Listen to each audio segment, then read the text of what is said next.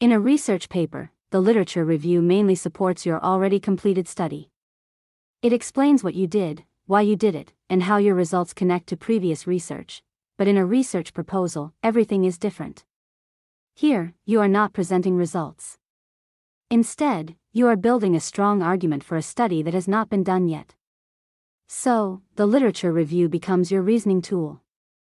It proves that your topic is important, it shows what is missing in current research, and it justifies why your study should be approved or conducted. So simply put, a research paper says this is what I found, while a research proposal says this is why this study needs to happen.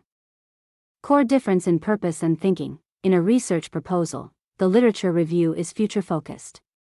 You are using past studies to build a case for something new. Your main goal is to identify gaps and justify your research direction. In a research paper, the focus is past-oriented. You are using literature to compare, support, or explain results that already exist. The gap is not the focus anymore, it becomes background information. In short, proposal equals justification for future research, paper equals explanation of completed research. How to structure a literature review in a research proposal. The first step is to narrow down your topic. If you have not done so yet, please watch the video linked above to learn how to narrow down a topic effectively. I am using the research topic, the effect of parenting style on behavioral problems in adolescence. In this study, the independent variable is parenting style, which includes authoritative, authoritarian, and permissive styles. The dependent variable is behavioral problems in adolescence, which can include aggression, conduct issues, and school discipline records. Based on the nature of this topic, I am using a causal comparative research design. This design is appropriate because I am not manipulating parenting styles directly. Instead, I am examining current differences in adolescent behavior based on already established parenting styles.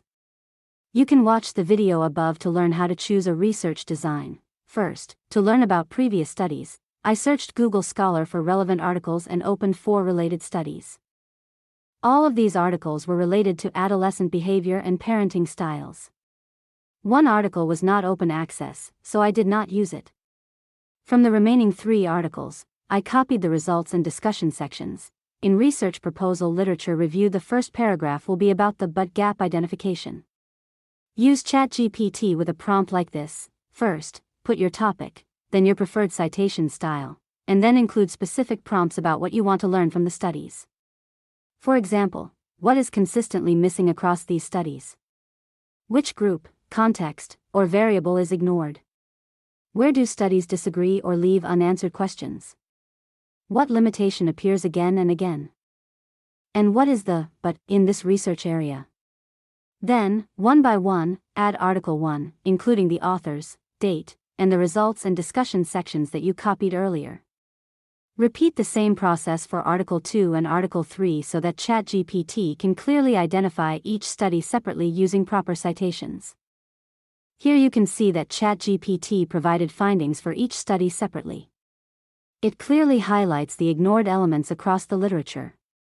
What is consistently missing across these studies is a fully integrated model that combines parenting styles, adolescent internal characteristics, such as resilience, self-concept, and coping skills, and broader environmental stressors into a single explanatory framework. In the end, you can also identify the main gap here, as the literature repeatedly leaves unresolved the key question of how parenting interacts with stress, resilience, and developmental context to produce different patterns of adolescent behavioral problems. You can use this paragraph at the beginning of your literature review in a research proposal by paraphrasing it. Next paragraph will be about linking the gap to your research purpose. Explain why the gap matters and why your study is needed. In this paragraph, you need to talk about why is this gap important in real-world or academic terms? What problem will exist if this gap is not studied?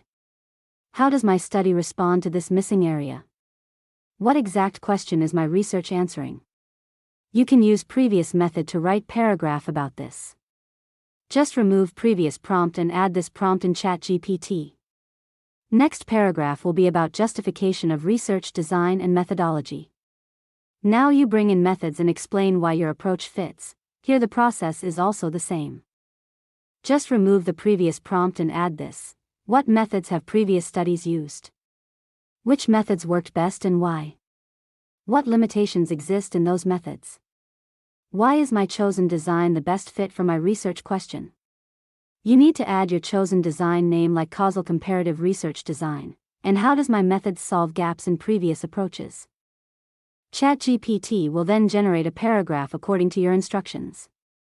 First, it describes what methods were used by previous studies, such as cross-sectional design, correlational methods, mediation analyses, and quasi-experimental designs. Then it explains the limitations of these methods. For example, experimental studies improve causal inference but are often limited by small sample sizes, restricted generalizability, and practical constraints. After that, it connects to your research proposal and explains your chosen design. For example, the present study adopts a causal comparative research design. It also explains why this is the best approach. This design allows comparison of existing groups to identify potential causal relationships while maintaining ecological validity and ethical feasibility. Next paragraph will be about variable operationalization, how you measure things. Define how your key variables are measured using past research. The process is same, just remove the previous prompt. The important thing is you need to add your research question variables. The independent variable is parenting style and dependent variable is behavioral problems in adolescence. Remove previous prompt and add this. How did past studies define this variable? What tools, scales, or instruments were used? Are there inconsistencies in measurement across studies? How will I define and measure these variables in my study? Next paragraph will be about feasibility proof, showing the study is doable. Remove previous prompt in ChatGPT and just add this. What sample sizes have been used before? How long did similar studies take? What settings or resources were used successfully? What challenges did previous studies face? How does my study stay realistic despite these challenges? The simple writing formula. You can structure every paragraph in your literature review using this simple 3-step flow. Step 1. The state of knowledge. Start by explaining what researchers already know.